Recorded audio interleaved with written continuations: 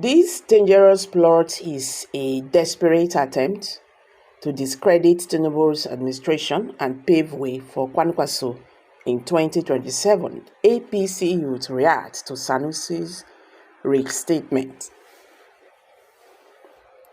Hey guys, welcome back to Prospect Channels TV. Thank you for always coming out here. If you're just joining us, please kindly subscribe. Don't forget to give us a thumbs up. Thank you. The All Progressive Congress APC Youth Crusaders for Peace and Development AYCPD has expressed a stance on the proposed bill seeking to abolish the 5 emirates in Kano State. They stated that this could lead to political instability in the state and a generational conflict between the ruling houses of Kano. The group, which had earlier warned of Governor Abba Yusuf and his godfather Rabiu Musa Kwankwaso's supposed plot to undermine President Bola Ahmed Tinubu's governance, stated that the governor's recent approval of a contentious bill abolishing the state 5 emirates has confirmed their suspicions. In a statement, the National Coordinator, Honorable Cyprian Adamu, brought an attention back to an earlier caution about Governor Yusuf and other influential figures' alleged plan to undermine Kano and Nigeria.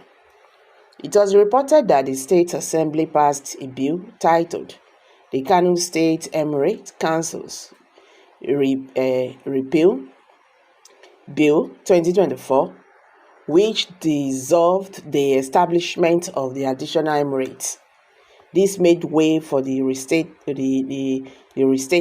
of the Muhammadu Sanusi II on Thursday by Governor Yusuf, 4 years after he was dethroned by a former governor of the state, Abdullahi Ganduje. The group, however, criticized the governor's move as politically motivated, aiming to disrupt President Tinubu's administration, and warned of potential unrest and instability in the state and the nation at large.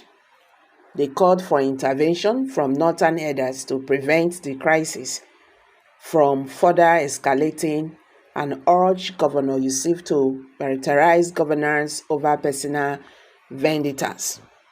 The statement reads, APC Youth Crusaders for Peace and Development has been vindicated by the recent action of the Kano State Governor, Abba Yusuf, signing into law a controversial bill to abolish the 5 emirates of the state. The AYCPD had reviewed a sinister plot by Governor Yusuf and some powerful forces to destroy Kano and Nigeria, simply because Rabiu Kwankwaso did not win the last presidential election. Governor Yusuf, being a northerner and fully aware of the value the subject of the emirates placed on the royal stools, decided to abolish the emirates just to spark unrest in the states in a bid to destabilize the administration of President Asiwaju Bola Ahmed Tinubu. The manner in which the controversial Kano State Emirate Council Repeal Bill 2024 was signed into law by the governor the same day it was passed by the State House of Assembly, raised suspicions that it is a calculated move to destroy the traditional institutions in the state, and by extension, the peace and stability of the state and the country at large. Ever since Kano State was divided into 5 emirates, Kano, Rano, Gaya, Karai, and Bachi in 2019, the state has experienced increased peace and development. This is largely due to the multiple emirs leading peace talks and advocating for development. However, Governor Yusuf seems to be disregarding this positive development due to some political vendetta. In a show of political arrogance, The governor rudely ordered the royal fathers to vacate their palace within 48 hours. The governor plans to revert Kano to a single emirate and restate the deposed emir Muhammadu Sanusi II. This could lead to breakdown of law and order a generational conflict between the ruling houses of Kano.